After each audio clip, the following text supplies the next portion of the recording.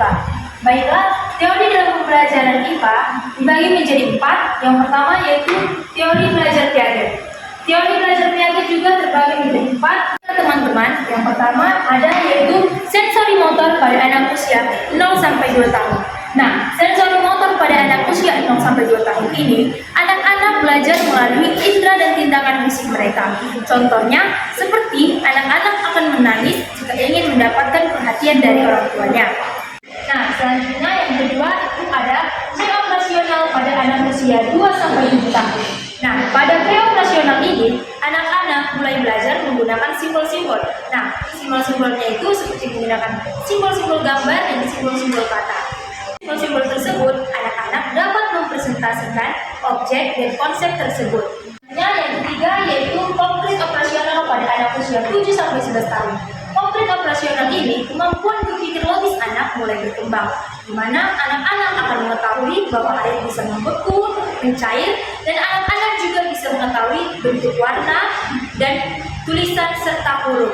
Dan yang terakhir yaitu ada formal operasional pada anak usia 12 tahun dan seterusnya. Yaitu formal operasional ini kemampuan berpikir logis anak sudah mencapai tingkat puncaknya, di mana anak-anak bisa memahami, menilai, dan mengobservasi.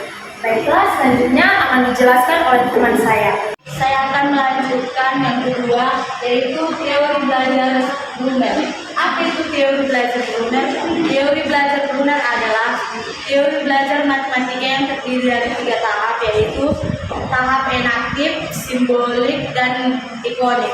Baik, contohnya yaitu seperti mengenal beraneka binatang, yaitu gajah berukuran besar dan telinganya sangat lebar dan belalainya sangat panjang. Teori belajar Brunner ada 8. Yang pertama, spiral kurikulum. Spiral kurikulum pendekatan dalam pembuatan bahan belajar berdasarkan keluasan dan kedalaman materi. Contohnya AKAD, IC AKAD, dan IC AKAD. Yang kedua, discovery learning. Discovery learning merupakan pembelajaran berbasis inquiry dan pembelajaran berbasis konstruktivis. Contoh discovery learning yaitu siswa dapat menemukan bagaimana lilin bekerja dan pengamatan sederhana. Yang ketiga, pemberian struktur. Di sini, guru diharapkan membentuk struktur dan kerangka dalam proses pembelajaran sehingga siswa mudah memahami konsep-konsep pembelajaran IPA. Selanjutnya, bahasa dan representasi visual, di mana guru diharapkan menggunakan bahasa-bahasa yang jelas dan menyediakan ilustrasi dan grafik dan untuk mendukung pembelajaran. Teori belajar Brunner yang selanjutnya adalah kerjasama dan diskusi. Kerjasama dan diskusi adalah suatu kelompok perkumpulan siswa untuk mencari materi yang diberikan oleh guru dalam suatu. Selanjutnya, relevansi dan konteks adalah materi pembelajaran harus relevan dengan kehidupan sehari-hari agar lebih mudah kita pahami. Selanjutnya, pemahaman proses belajar. Di sini Brunner menekankan pentingnya memahami kesalahan siswa dan membimbing ke arah pemahaman yang benar. Yang terakhir, pembelajaran sebagai proses aktif. Di sini juga guru diharapkan menciptakan situasi siswa agar lebih aktif dalam pemecahan masalah. Teori belajar gabungan. Teori belajar gabungan adalah kerangka kerja yang mengidentifikasi kondisi yang diperlukan untuk mencapai tujuan pembelajaran. Yang pertama adalah informasi verbal. Informasi verbal adalah penerimaan informasi baik secara lisan ataupun tulisan. Yang kedua adalah stimulasi pandangan. Stimulasi pandangan adalah pengenalan atau pemahaman tentang gambar ataupun simbol. Pandangan tindakan adalah kemampuan mengidentifikasi dan pemahaman tentang tindakan. Keempat adalah penggunaan aturan. Penggunaan aturan adalah penerapan aturan dan konsep dalam situasi-situasi baru. Lanjutan dari teori belajar Gardner yaitu latihan respon. Latihan respon merupakan pembentukan pola-pola perilaku seorang siswa melalui latihan dan pengulangan. Nah, yang keenam yaitu pemahaman. Pemahaman merupakan pemahaman seorang guru dan siswa dalam memahami suatu konsep dan prinsip-prinsip dasar. Nah, yang ketujuh yaitu penguraian masalah. Penguraian masalah merupakan kemampuan untuk memecahkan masalah kompleks dan menyesuaikan strategi pembelajaran dalam situasi baru. Nah, yang terakhir yaitu kesensitifan, merupakan kemampuan untuk menilai situasi dan membuat keputusan berdasarkan informasi yang ada. Teori belajar Ausubel. Yang pertama itu pentingnya struktur kognitif. Dalam struktur kognitif mencakup tiga hal. Yang pertama itu pengetahuan, konsep, sama informasi. Nah, dalam hal tersebut guru harus dapat menyusun konsep agar siswa tersebut dapat mengetahui materi yang akan disampaikan oleh guru.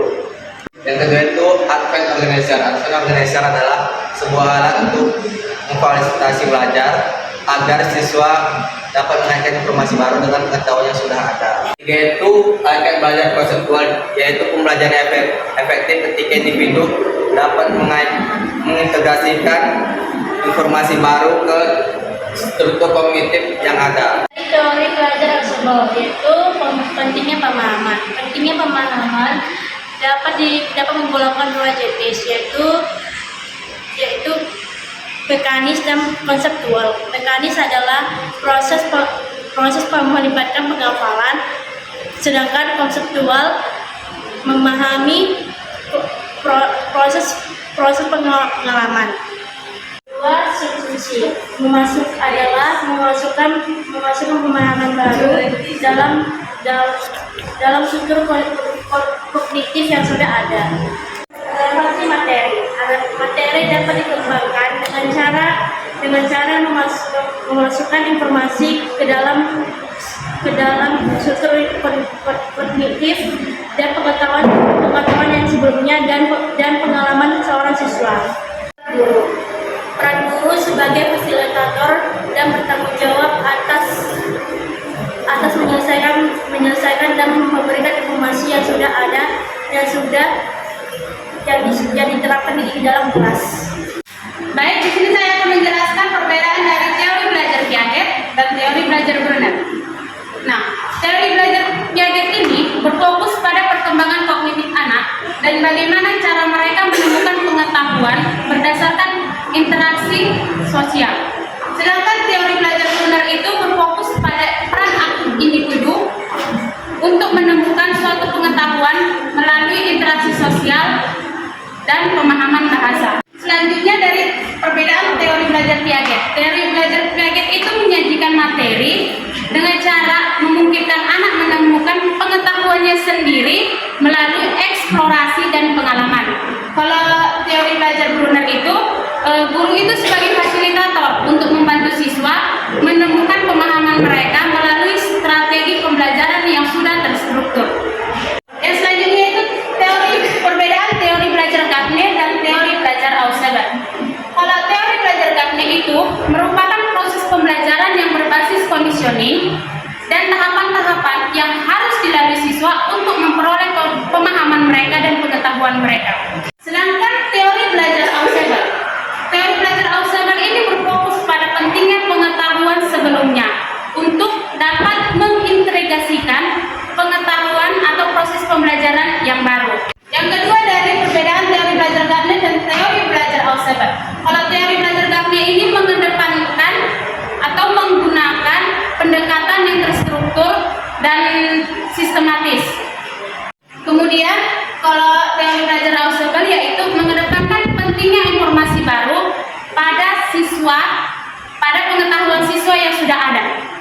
Nah, jadi kesimpulan dari teori pembelajaran IPA ini, dengan adanya kita memahami teori-teori belajar ini, kita dapat mengembangkan pendekatan yang lebih terstruktur dan efektif dengan kebutuhan dan karakteristik siswa. Baik, terima kasih. Baiklah teman-teman, sekian dari hasil video kami tentang peta konsep teori pembelajaran dalam IPA. Terima kasih.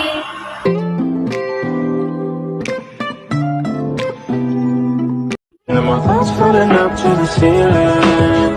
I'm swimming in everything you said. I'm thinking about jumping in it. Instead